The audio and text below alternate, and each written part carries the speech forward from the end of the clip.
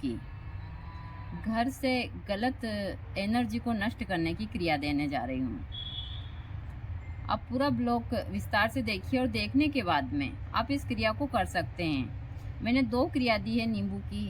आपकी चाहे दुकान, फैक्ट्री कुछ भी हो, यदि आप सही तरीके से इन क्रियाओं को करते हैं तो आपके यहाँ से ज़रूर गलत एनर्जी नष्ट हो जाती है।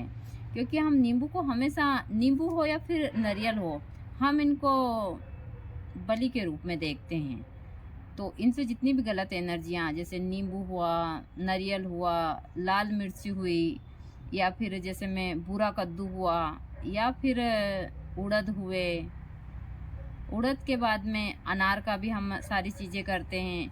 उसके बाद में जौ हुए, ऐसी बहुत सारी चीज़ें हैं जिनके साथ में ये क्रियाएं कर कर और हम इंसानों की बहुत सारी मदद करते हैं तंत्र के क्षेत्र में। तो आज मैंने आप लोगों को 2 प्रयोग नींबू के ही दिए हैं। इनको कर कर आप आराम से अपने घर से जितनी भी गलत ऊर्जा है उनको नष्ट कर सकते हैं। दूसरा, मैं हमेशा सभी को बोलती हूँ कि मेरे आश्रम पर कोई नहीं आ रहा है तो मैं वीडियो के माध्यम से सभी को ये सारी सुविधा दे रही हूँ।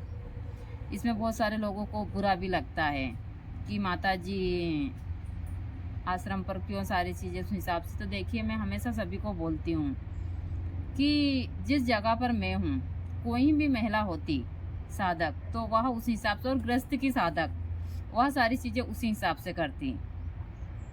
मैं गृहस्थ की साधक हूँ, उसके साथ साथ मेरे ऊपर बहुत सारी जिम्मेदारियाँ, जितनी भी जिम्मेदारियाँ मेरे परिवार की, जो मेरा छोटा सा परिवार है उसकी जिम्मेदारी मेरी खुद की है। तो यह चीज़ें मुझे देखनी पड़ती है। आज मैं आप लोगों को अच्छी जानकारियाँ देती हूँ तो आप जय माता दी बहुत अच्छी चीज़ें लिखते हैं, अच्छे कमेंट करते हैं। यदि भगवती ना चाहे मेरा हाथ कहीं भी थोड़ी सी भी गलती हो जाती है तो आप लोग ही मेरे मुंह के ऊपर थू थू करेंगे। यह चीज़ें मैंने अच्छे से देखी है। सोशल मीडिया एक अच्छा प्लेटफार्म है हर एक चीज़ की जानकारी देने के लिए, प्रचार करने के लिए, लेकिन यह सबसे बड़ी महामारी भी है। यह भी एकदम सत्य है। इसके ऊपर बहुत सारी चीज़ें ऐसी होती है जिसके बारे में हम कुछ ज़्यादा नहीं बता सकते। तो मैं आप लोगों को जो आप जय माता दी सभी को, हर हर महादेव। आज मैं तंत्र के 2 छोटे छोटे से टोटके आपको आपकी घर से गलत एनर्जी को नष्ट करने के लिए देने जा रही हूँ। यह बहुत सरल और बहुत आसान है। आप घर बैठे इन क्रियाओं को कर कर और अपने घर से इन जितनी भी गलत एनर्जी हैं इनको आराम से नष्ट कर सकते हैं।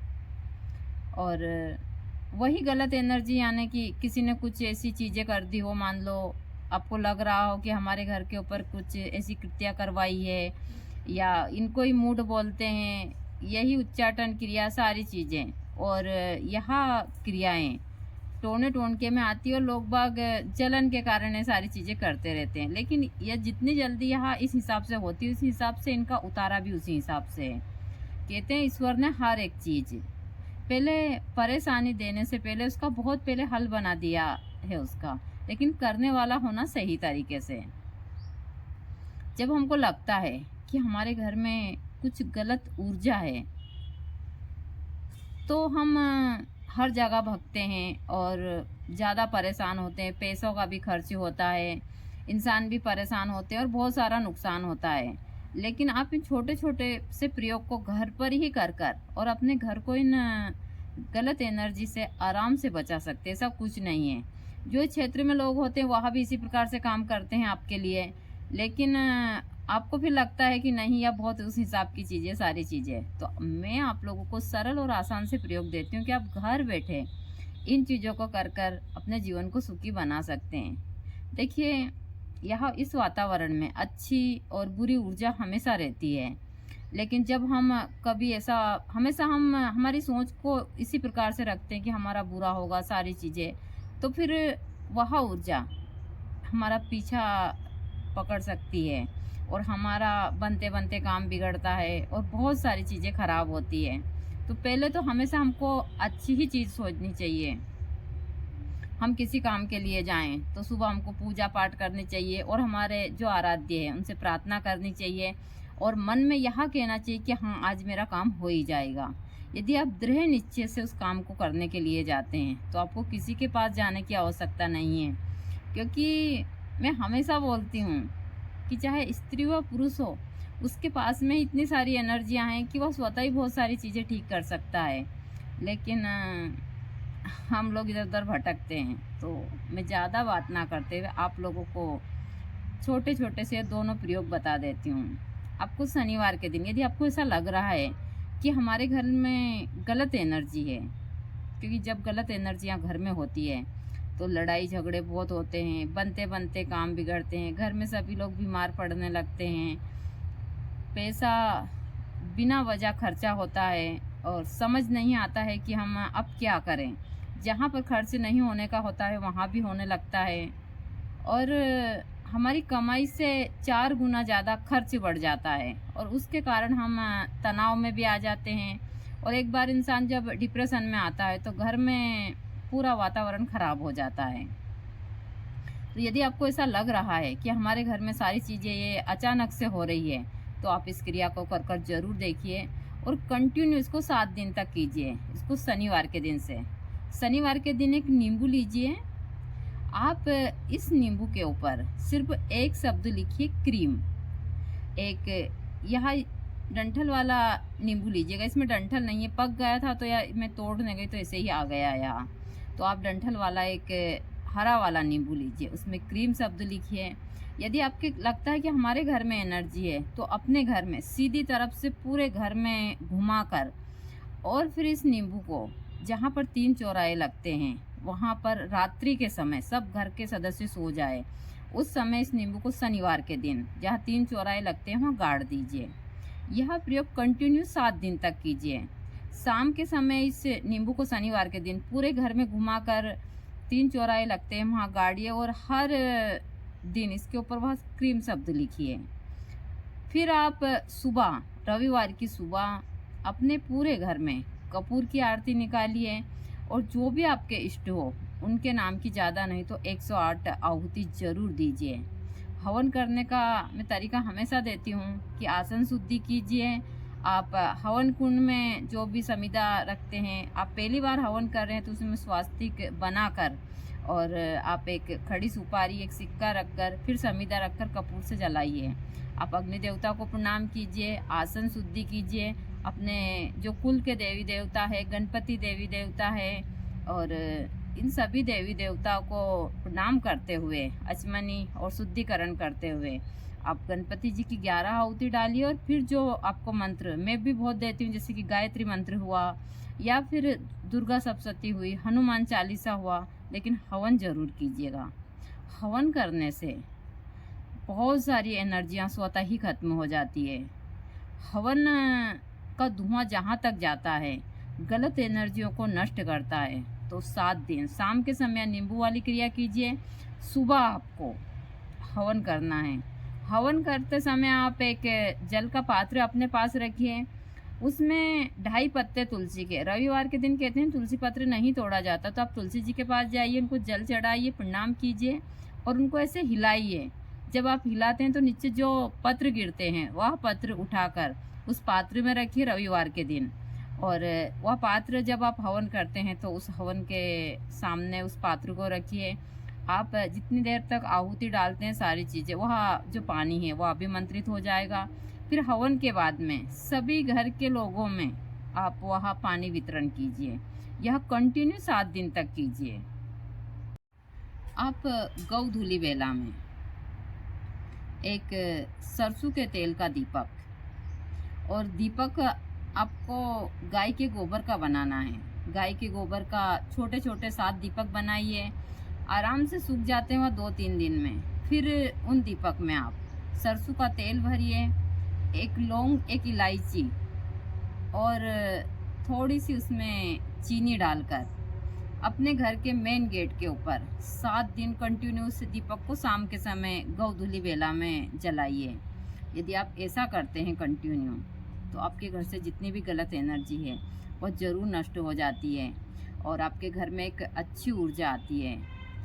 लेकिन यदि आपकी दुकान हो, फैक्ट्री हो, या फिर कोई ऐसी चीज़ हो जहाँ पर आपको लग रहा है कि गलत एनर्जी है, तो आप यहाँ एक और क्रिया है, वह इस हिसाब से आपके वहाँ भी कर सकते हैं। आप शनिवार के दिन से ही एक बड़ा वाला नींबू लीजिए, एक पानी का बड़ा वाला कांच का पात्र लीजिए, उसमें साफ पानी भरिए। सुबह जल्दी आपको जो भी अपना साफ सफाई करने के बाद में आप अगरबत्ती दीपक जो भी करते हैं सुबह के समय पूजा, उसके बाद में एक बड़ा वाला पानी का पात्र लीजिए। साफ़ सुथरा पानी होना चाहिए, तो आपका जहाँ भी केबिन हो और जहाँ पर लोग बाग आते जाते हैं आपकी दुकान में और नज़र पड़ जाए, ऐसी जगह के ऊपर उस पानी के पात्र को रखिए और फिर पूरी दुकान में यह नींबू घुमाकर उसमें डाल दीजिए उस पानी में। यदि आपकी दुकान में गलत एनर्जी होगी तो यह पानी अंदर बैठ जाएगा। लेकिन यह क्रिया आपको प्रतिदिन करनी है, प्रतिदिन 7 दिन से, तो शनिवार के दिन से तो कंटिन्यू करनी है आपको। जैसे जैसे आपकी दुकान से गलत एनर्जी खत्म होती जाएगी, यह नींबू पानी के ऊपर आता जाएगा। जिस दिन यह नींबू पानी के ऊपर तैरने लगे, समझ जाना हमारे यहाँ से गलत क्रिया नष्ट हो गई। लेकिन जिनके यहाँ भी दुकान होती है, बहुत सारी चीज़ें, अच्छे बुरे बहुत सारे लोग आते हैं और सब के पास में अच्छी एनर्जियाँ भी होती है और बुरी भी, यह चीज़ें होती रहती है, ऐसा नहीं है। लेकिन हम छोटे छोटे से प्रयोग से इनको आराम से ठीक कर सकते हैं।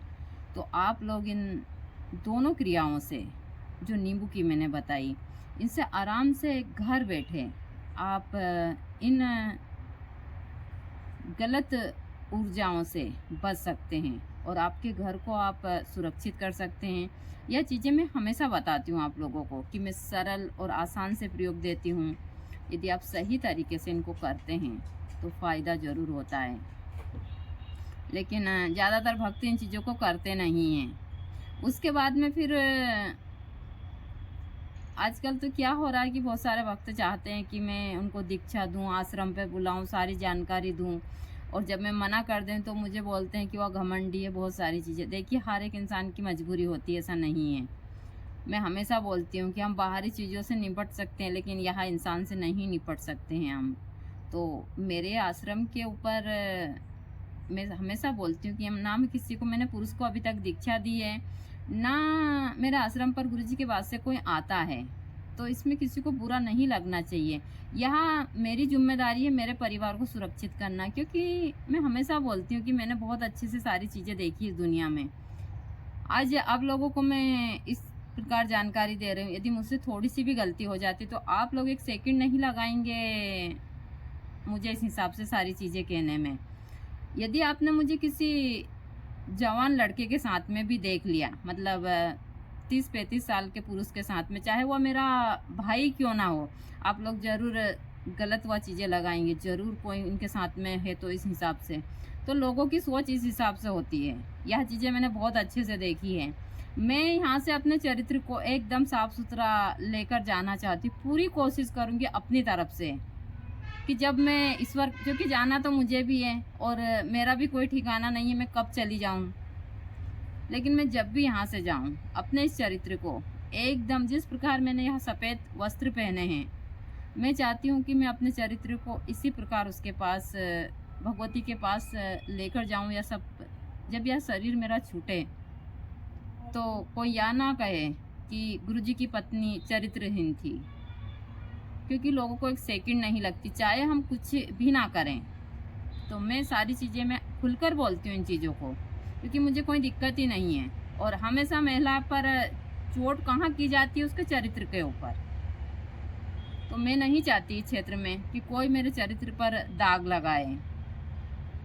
तो मैंने बहुत सारी चीज़ें इसीलिए बंद की है। मैं खुलकर बोलती हूँ इन चीज़ों को, मुझे कोई दिक्कत नहीं है।